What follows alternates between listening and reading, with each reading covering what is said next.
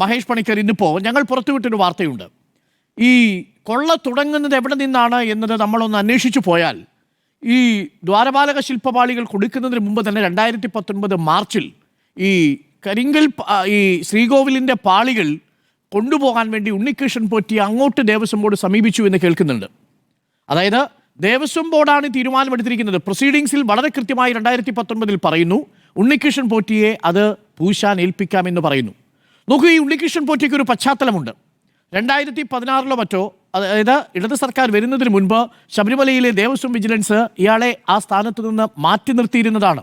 അവിടെ നിരന്തരം ഇയാൾ സ്വാധീനം ഉറപ്പിക്കാൻ ശ്രമിക്കുന്നു എന്ന തരത്തിലുള്ള റിപ്പോർട്ട് പോയിരുന്നതായി മനസ്സിലാക്കുന്നു. ഞാൻ ആ റിപ്പോർട്ട് കണ്ടിട്ടില്ല. പക്ഷേ അതിനുശേഷം ദുരൂഹമായ സാഹചര്യത്തിൽ ദേവസ്വം ബോർഡ് ഇയാളെ വിളിച്ചാണ് ഈ സ്വർണം പൂശാനുള്ള ഒരു കരാർ കൊടുക്കുന്നത്. അവിടെ മുതൽ ഇങ്ങോട്ടാണ് ഈ സ്വർണ്ണക്കൊള്ള തുടങ്ങിയിരിക്കുന്നതെന്നാണ് ഞാൻ മനസ്സിലാക്കുന്നത്. നീണ്ട ഗൂഢാലോചനയാണ്. പക്ഷേ താങ്കൾ എന്താണ് വിശ്വസിക്കുന്നത്? ഈ പരമ്പരാഗതമായി ഈ ശ്രീകോവിലിൻ്റെ പാളിയാണെങ്കിലും വാതിലിൻ്റെ പാളിയിലെ സ്വർണ്ണമാണെങ്കിലും ഈ ദ്വാരപാലക ശില്പത്തിലെ പാളിയാണെങ്കിലും എല്ലാം പരമ്പരാഗതമായി അടിച്ച് ഉറപ്പിച്ച് തേച്ചു വെച്ചിരിക്കുന്ന സ്വർണ്ണപ്പാളി ഉരുക്കിയെടുത്ത് വീതം വെച്ച് അതിൽ നിന്നാണ് ഈ സ്വർണ്ണക്കൊള്ള നടന്നിരിക്കുന്നത്. ഇത് ഒരു ഉണ്ണികൃഷ്ണൻ പോറ്റി മാത്രം വിചാരിച്ചാൽ നടക്കുന്ന കാര്യമാണോ ശ്രീ മഹേഷ് പണിക്കർ? ഇല്ല, അതിനേക്കാട്ടിലും മുമ്പ് നമ്മൾ ഈ പറഞ്ഞ ഈ ഉണ്ണികൃഷ്ണൻ പോറ്റിയുടെ ആദ്യത്തെ കലാപരിപാടി തുടങ്ങുന്നത് അവിടെ 2 മണി സ്ഥാപിക്കുന്നതാണ്. ഏകദേശം 35 ലക്ഷം രൂപയോളം പുള്ളി സ്പോൺസറുടെ നിന്ന് മേടിക്കുകയും ഈ മണിക്ക് വേണ്ടിയിട്ട് നമ്മുടെ ശ്രീകോവിലിനകത്തുള്ള ശീവേലി ബിംബം ഉടച്ചു വാർത്തു എന്നാണ് അതിനകത്തെ കൺസെപ്റ്റ്. അത് ഉടച്ചു വാർത്തിട്ടുണ്ടോ, ഇനി അത് കടത്തിയിട്ട് വേറെ ഇതാണോ ചെയ്തിരിക്കുന്നതെന്നും അറിയത്തില്ല. കാര്യം ആ മണിയിലാണ് ഇദ്ദേഹത്തിൻ്റെ അവിടുത്തെ കലാപരിപാടി. അത് കുറച്ച് അതിന് മുമ്പാണ്. അത് കഴിഞ്ഞിട്ടാണ് അദ്ദേഹത്തെ അവിടെ നിന്നൊക്കെ പുറത്താക്കുന്ന ഒരു സാഹചര്യമൊക്കെ ഉണ്ടാകുന്നത്. അപ്പം അതുമുതലേ ഇവരിവിടെ അവിടെ കൊള്ളയുണ്ട്.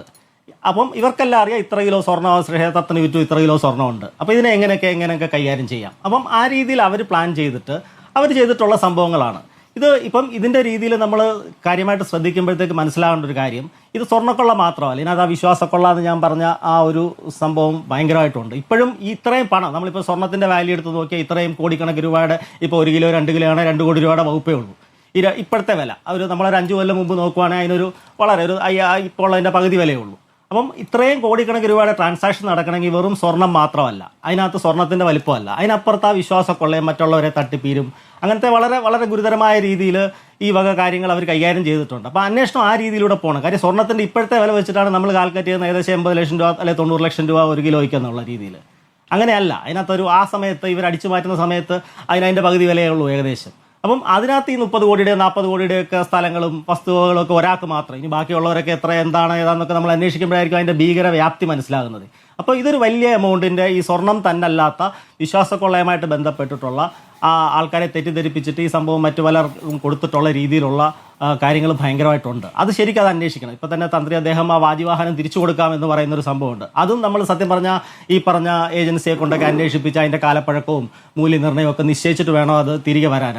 അതുപോലെ തന്നെ അതിൻ്റെ കൂടെയുള്ള അഷ്ടദിക്പാലകർ, അങ്ങനെ ഒരുപാട് കാര്യങ്ങൾ ആ ക്ഷേത്രവുമായിട്ട് ബന്ധപ്പെട്ട അമൂല്യ വസ്തു. ഇന്ന് നമ്മൾ സത്യം പറഞ്ഞാൽ ന്യൂസിലൊക്കെ കേട്ടു ബ്രിട്ടനിലെ ഒരു മ്യൂസിയത്തിൽ നിന്ന് നെപ്പോളിയൻ്റെ ഒരു സാധനങ്ങളൊക്കെ കളഞ്ഞുപോയി, അതിന് ഇത്ര കോടി രൂപ വിലയുണ്ട്. അപ്പോൾ അതുപോലൊക്കെ വലിയ വിലയുള്ള സംഭവങ്ങളാണ്. ഇതൊരു മ്യൂസിയം പോലെ സംരക്ഷിക്കുകയോ ദേവസ്വം ബോർഡ് സത്യം പറഞ്ഞാൽ ഈ വാഹനമൊക്കെ കറക്റ്റ് ഒറിജിനൽ ആണെങ്കിൽ അതൊരു മ്യൂസിയം പോലെ സംരക്ഷിക്കുകയോ അല്ലെങ്കിൽ മറ്റെന്തെങ്കിലും അത് ഉടച്ചും വാർത്ത അതിൻ്റെ ആ രൂപം മാറ്റി ആനക്കൊമ്പൊക്കെ നശിപ്പിക്കുന്ന പോലെ അത് മറ്റൊരു രൂപത്തിലേക്ക് മാറ്റി കളയുകയോ ഒക്കെ ചെയ്തില്ലെങ്കിൽ ഇത് പിന്നെയും ഇത് തുടരും. ഇത് വളരെ വളരെ ഗുരുതരമാണ്. നമ്മൾ വിചാരിക്കുന്ന ഒരു തലത്തിലല്ല. ഉണ്ണികൃഷ്ണൻ പോറ്റി അതിൻ്റെ ഒരു ടിപ്പാണ്. പക്ഷേ എനിക്ക് ഈ പറഞ്ഞ പോലെ എനിക്ക് ഹൈക്കോടതിയിൽ ഇപ്പോഴത്തെ അന്വേഷണത്തിൽ പൂർണ്ണ വിശ്വാസമുണ്ട്. കാര്യം ഇപ്പോൾ സത്യം പറഞ്ഞാൽ നമ്മൾ ഈ ഒരു അന്ധകാരത്തിനകത്ത് പ്രകാശത്തിൻ്റെ വിജയം കാണുന്നത് ദീപാവലിയുടെ ദിവസമാണ് ഈ സംസാരിക്കുന്നത്. അപ്പോൾ അതിനകത്തൊരു വലിയ ശക്തിയുണ്ട്. ഒരാളെ അകത്ത് പോയി കിടക്കുന്നു, മറ്റേ ഒരുത്തനെ കൂടെ ഒരാൾ ആനന്ദൻ എന്ന് പറഞ്ഞ ഒരാളെ കൂടി ഇപ്പം നമ്മൾ പിടിച്ച് അവർ ചോദ്യം ചെയ്തുകൊണ്ടിരിക്കുന്നു. ഇത് ഒരിക്കലും ആർക്കും തടയത്തക്ക രീതിയിലുള്ള. പിന്നെ അയ്യപ്പൻ്റെ രാഷ്ട്രീയം എന്ന് പറയുമ്പോഴത്തേക്ക് അത് കറുപ്പിൻ്റെ രാഷ്ട്രീയമാണ്. കറുപ്പിൻ്റെ രാഷ്ട്രീയത്തിൽ ഈ പറഞ്ഞ കാവിയുണ്ട്, പച്ചയുണ്ട്, വെള്ളയുണ്ട്, എല്ലാ നിറങ്ങളും ഉണ്ട്. അപ്പോൾ അതിനകത്ത് ആ ഒരു രാഷ്ട്രീയത്തിൻ്റെ നിറം അതിനകത്ത് അയ്യപ്പന് കൊടുക്കേണ്ട കാര്യമില്ല. അത് കറുപ്പാണ്. സത്യം പറഞ്ഞാൽ ഈ പൂജാരി വർഗ്ഗങ്ങൾ മാത്രമേ അവിടെ വെളുത്ത ഡ്രസ്സ് ഇട്ടുകൊണ്ട് നിൽക്കുന്നുള്ളൂ.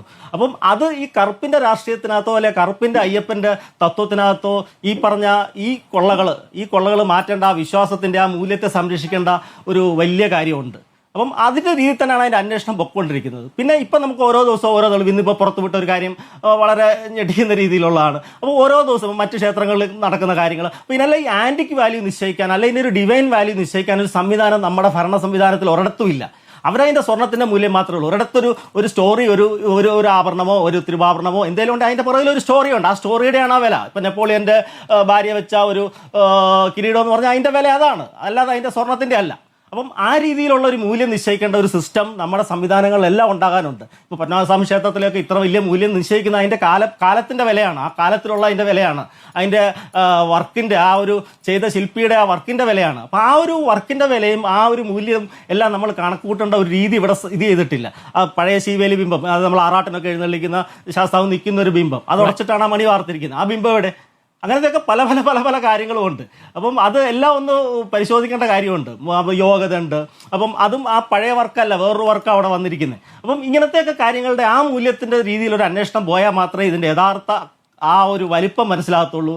ഇപ്പം നമ്മൾ വെറും കേവലം സ്വർണ്ണത്തിൻ്റെ പേരിലും സ്വർണ്ണത്തിൻ്റെ കാര്യങ്ങളിൽ മാത്രം പോകുമ്പോഴത്തേക്ക് ശ്രീകോലിന് ചുറ്റും ഇത്ര കിലോ സ്വർണ്ണം അവർ കൊണ്ടുപോയി, അങ്ങനെയുള്ള രീതിയിലാണ് അതിൻ്റെ അന്വേഷണം നടക്കുന്നത്. അങ്ങനെയാണെങ്കിൽ ഒരാളിലോ രണ്ടുപേരിലോ ഒക്കെ അവിടെ താഴെത്തട്ടി നിർത്താൻ പറ്റും. അത് കാര്യം അവർക്ക് അത്രയും വാല്യൂ നിർത്താൻ പറ്റും. പക്ഷെ മേളിലോട്ട് പോകുമെങ്കിൽ അത്രയും വലിയ ബൃഹത്തായ ഒരു വാല്യൂ അതിനുണ്ടെന്നുള്ളത് മനസ്സിലാക്കണമെങ്കിൽ ഈ പറഞ്ഞ അത്തരം വാല്യൂവും അതിൻ്റെ വിശ്വാസവും അതിൻ്റെ തട്ടിപ്പും അത് വാങ്ങിയ ആൾക്കാരും അങ്ങനത്തെ കാര്യങ്ങളിലേക്ക് അന്വേഷണം എത്തിയാൽ മാത്രമേ ഇത് പൂർണ്ണ രൂപത്തിൽ. പക്ഷേ ഞാൻ ശുഭാപ്തി വിശ്വാസമുണ്ട്, എനിക്ക് ഉറപ്പായിട്ടും ഈ ഹൈക്കോടതിയുടെ നേതൃത്വത്തിൽ ഇപ്പോൾ നടക്കുന്ന അന്വേഷണം ആ രീതിയിൽ തന്നെ സിനിമാ മേഖല അങ്ങനത്തെ പല മേഖലയിൽ കൂടെ സഞ്ചരിച്ചത് എത്തുമ്പോഴത്തേക്ക് ഈ രീതിയിൽ ഒരു പരിധിവരെ, പൂർണ്ണമായിട്ടും എത്തിയില്ലെങ്കിൽ പോലും ഒരു പരിധിവരെ എത്തിയാൽ തുടർന്ന് അതിനെക്കുറിച്ചുള്ള നടപടികളൊക്കെ നമുക്ക് ചെയ്യാൻ പറ്റും. കാര്യം വലിയ കുഴപ്പമില്ലാത്ത രീതിയിൽ ഇനിയുള്ള കാര്യങ്ങളെങ്കിലും സംരക്ഷിക്കാനുള്ള ഒരു ശ്രമം നടത്താൻ പറ്റുമായിരിക്കും.